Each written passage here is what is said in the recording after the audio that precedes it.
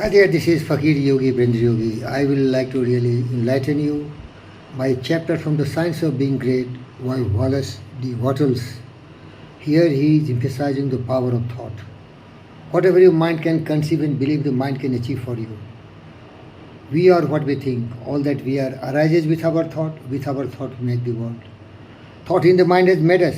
What we are by thought was wrought and built. If a man's mind is polluted, impure thoughts, pain, sorrow, suffering, all miseries, all failures are for him. On the contrary, if a man is occupied by purity of thought, noble thoughts, visions, ideal prophecy, which are really helpful to the mankind, he will be really achieving what he thinks. That's why one of the great poets from England said, Invictus, I am the master of my fate and I am the captain of my soul. Because a man has absolute control in his thought. With his thought, he can create whatever he wants in life. Godly thoughts will make him pious, pure, successful, great. Impure thoughts, groveling thoughts, bestial thoughts can make him the demon, the monster, the giant who will destroy the whole earth like Hitler. In today's modern time, Putin, Joe Biden, Zelensky, they are burning the whole earth. So kindly listen to my best friend, what he is talking on this topic. Thought. Greatness is only attained by the constant thinking of great thoughts. No man can become great in outward personality until he is great internally. And no man can be great internally until he thinks. No amount of education, reading, or study can make you great without thought. But thought can make you great with very little study. There are altogether too many people who are trying to make something of themselves by reading books without thinking. All such will fail. You are not mentally developed by what you read, but by what you think about what you read. Thinking is the hardest and most exhausting of all labor, and hence many people shrink from it. God has so formed us that we are continuously impelled to thought. Dear friends, in that context, you will see when Bill Gates is telling he's read dozens of books. So many great people talk about reading books.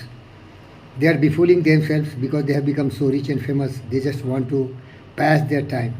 But the great inventors and scientists, they see the natural laws happening, which is not visible, which is invisible forces. And through their imaginations, they discover what is happening. So it is your mental thinking, it is your mental vision which can realize and perceive the nature or laws and all this which is invisible. By thinking only, by meditation, contemplation on happenings of the nature, great inventions and discoveries happen, not by reading. You are reading something which has already done something, so reading makes you fool and you fail miserably. So spend your most of the time in thinking. Who are you? What is your business? How many years you are going to live? And in that period, what you are going to attain in your life, achieve in your life. Are you going to live like a cattle in this world, broad field of battle in the bivouac of life? You want to be a cattle? Let me repeat. In this world, broad field of battle in the bivouac of life, don't be a dumb-driven cattle, be a hero that strives. Because life of great men all remind us, we can make our life sublime, and departing leave behind us footprints on the sands of time. So think. Again, You listen. must either think or engage in some activity to escape thought. The headlong, continuous chase for pleasure in which most people spend all their leisure time is only an effort to escape thought, causing all the changing phenomena of the cosmos.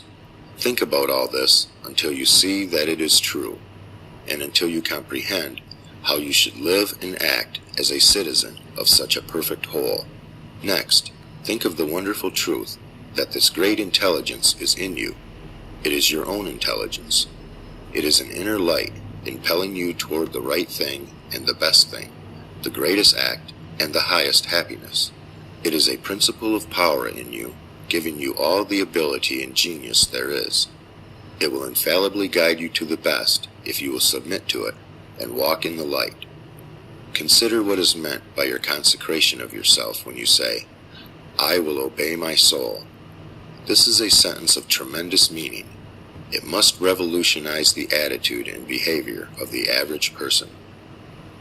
Then think of your identification with this great Supreme, that all its knowledge is yours and all its wisdom is yours for the asking. You are a God if you think like a God.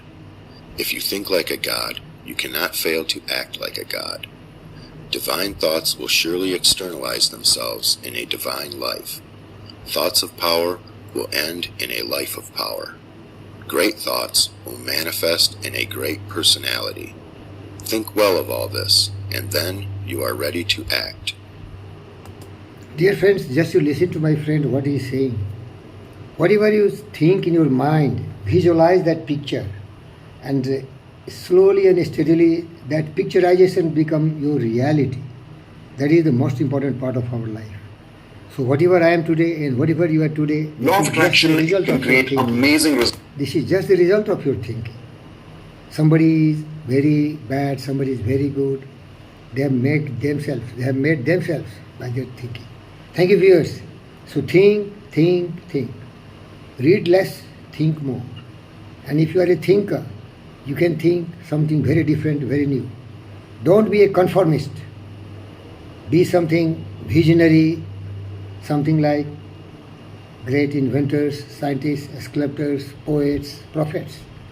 They have given the world the beautiful thing which we cherish and which we really share every day in our life and we enjoy our life. Thank you, viewers. Be great.